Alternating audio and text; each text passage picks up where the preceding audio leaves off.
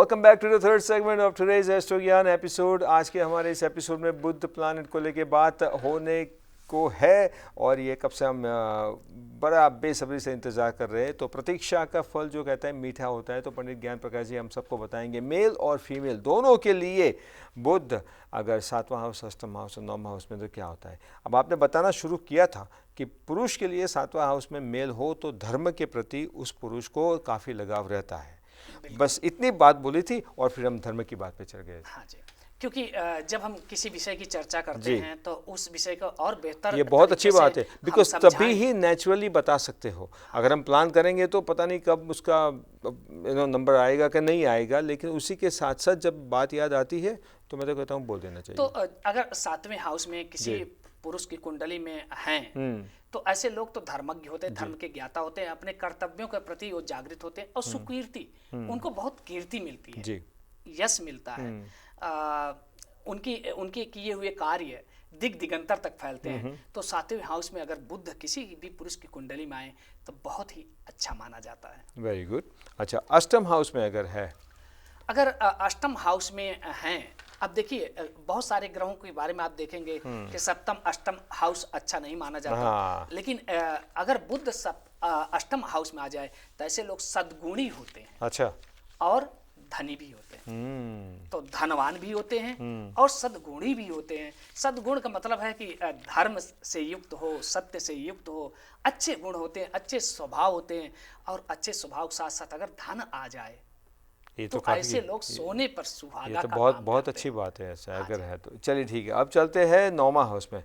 9वां house में अगर mail की कुंडली में बुध हो तो, अगर 9वां हाउस में किसी भी पुरुष की कुंडली में बुध आ जाएं तो ऐसे लोग सुखी भी होते हैं। धर्म के प्रति वो बड़ी, जैसे मैंने बताया जो 9वां हाउस है वो धर्म और भाग्य का स्थान होता है, तो ऐसे लोग बहुत भाग्यशाली होते हैं और सुखी होते हैं। उनको पुत्र पौत्र सारे सुख प्राप्त होते हैं और वो लोग भोजन के भी बड़े शौकीन होते हैं। अच्छे भोजन उनके भाग्य में आते हैं।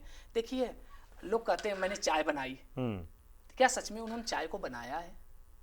आप मित्रों जरा सोचिए कि चाय किस बागान में पैदा हुई, शुगर कहाँ पे पैदा हुई, दूध किस डेयरी से आया, किस गाय से आया, और आप गैस कहाँ से सप्लाई हो रही है, और आपने उसको सारे सरकमटेंसेस को इकट्ठा किया और आपने कहा चाय बनाई हमने। ये तो बात सही है। कहने का मतलब है ये सारी चीजें ईश्वर आपको प्रदान करता है। उस ईश्वर की कृपा का आप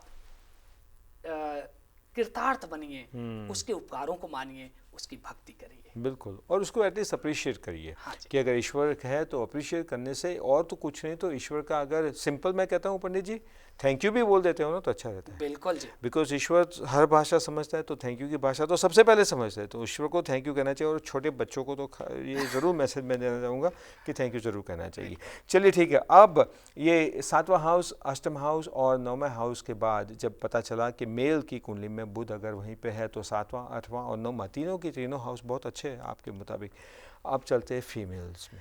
अगर हमारी किसी भी स्त्री की कुंडली में, हमारे किसी भी बहन की कुंडली में अगर सप्तम स्थान में बुध आ जाए तो बुध बहुत अच्छे माने जाते हैं। अच्छा, ऐसे लोग बड़ी पतिव्रता होते हैं और विद्वान होते हैं। अच्छा, अब पतिव्रता का मतलब है जो अपने पति के प्रति आदर भाव रखे, उसके अनुकूल बने, चरित्रवान हो, तो पतिव्रता धर्म बहुत ही महान धर्म माना गया है। आजकल ऐसी फीमेल्स होती भी है क्या? बिल्कुल होते हैं। अच्छा। अवश्य होते हैं, अवश्य होते हैं। आप जान लीजिए, अपने पति के प्रति इतना प्रेम रखे ऐसी फीमेल्स मिलती है ऐसी? हाँ जी, अच्छा, बिल्कुल। देखिए आज भी जी 99.99% लोग अच्छे हैं इस धरती पर। नहीं, वो तो है। कुछ लोग मैं ऐसे सार्केस्टिकली ऐसे कह रहा हूँ, हम ब्राह्मण लोग ना किसी के अंदर केवल अच्छाइयों को देखते हैं। जी। बुराई देखने का हमारा काम नहीं, लेकिन अपने पति के प्रति, अपने पत्नी के प्रति समर्पण रखना, आदर भाव रखना, उससे हमारा जीवन बहुत सुखमय हो जाता है। अच्छा।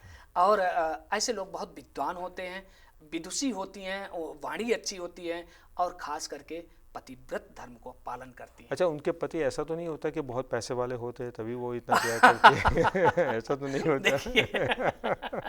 नहीं, बहुत अच्छी बात है।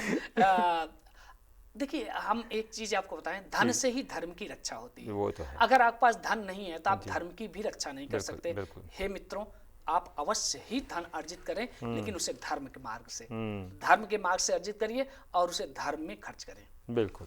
चलिए ठीक है, तो ये बात हो गई इस सप्तम हाउस को लेके, और फीमेल के लिए भी इतना ही अच्छा है ये हाउस अगर बुध वहीं पे है जितना मेल के लिए अच्छा है। अब चलते हैं अष्टम हाउस फीमेल के लिए। अब देखिए, मैंने आपको बताया कि सब अष्टम हाउस में अगर किसी पुरुष की कुंडली में बुध है तो बहुत अच्छा माना जाता है, लेकिन वहीं पर हमारी किसी भी बहन की कुंडली में या स्त्रियों कुंडली में आ जाए तो अच्छा नहीं माना जाता। ऐसे लोग कृतज्ञ होते। कृतज्ञ मतलब वो किसी को उपकारों को नहीं मानते। आप देखते हैं कुछ लोग, आप उनके साथ कुछ भी कर दो और थोड़ा सा आपने कुछ उनके साथ कभी उनकी अनुकूल काम आपने नहीं किया तो सारे किए धरे पे पानी फेर देते। वो कहते हैं तुमने मेरे लिए किया क्या। बिल्कुल। तो जो भी जितने भी अच्छे काम किए वो दिखाई नहीं देते, एक हाँ छोटी सी गलती हो गई वो दिखाई देती है और वही सबसे बड़ी बन जाती है। हाँ। तो ये ऐसे लोग कृतज्ञ भी होते हैं और डरपोक होते हैं, हमेशा वो डरते रहते हैं, उनके अंदर अनसिक्योरिटी कॉम्प्लेक्स आ जाता है। अच्छा। तो अष्टम हाउस में अगर किसी स्त्री की कुंडली में बुध आते हैं तो अच्छा नहीं माना जाता। अब चलते हैं नवम स्थान पे। हाँ जी, नवम स्थान में अगर किसी भी स्त्री की कुंडली में बुध आए तो बहुत अच्छा माना जाता है, क्योंकि वो धर्म और भाग्य स्थान है।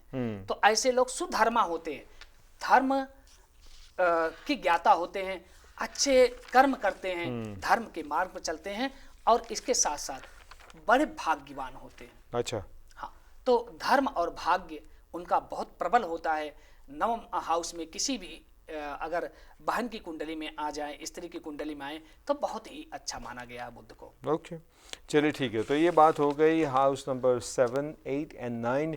व्यूअर्स, ये जो बात होती है वो अगर आपकी कुंडली में हाउस नंबर 7, 8, 9 में अगर बुध की पोजीशन है और आप मेल हो या फीमेल हो तो उसको लेके क्या क्या एक जनरल बात हो सकती है आपकी ज़िंदगी से जुड़ के, आपकी पर्सनालिटी को जुड़ के, ये बात हमारे पंडित ज्ञान प्रकाश जी ने हमें इस एपिसोड में बताई।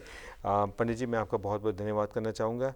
इसी के साथ ये हमारा आज का एपिसोड यहाँ पे समाप्त होता है, लेकिन कल जब आएंगे हम तो 10वां हाउस, 11वां हाउस, 12वां हाउस को लेकर बात करेंगे कि बुध की पोजीशन अगर इन 3 हाउसेस में से कहीं पे भी है और 3 हाउसेस में कहीं पे भी है, तीनों की तीनों हाउसेस में मेल और फीमेल के लिए ये सब बातें करेंगे। जाने से पहले आपको याद दिला दूं viewers, any question you have related to astrology for you yourself or someone in the family, do send us an email astrogyan@tvasiausa.com, or directly if you have no time to send an email, you can call Pandit ji directly on his phone number that you see it on the screen. With that note, I am Sanjeev Pandya wishing you all happy and a lucky day ahead. Pandit ji, namaskar. नमस्ते जी, TV Asia के दर्शकों को भी सादर नमस्कार।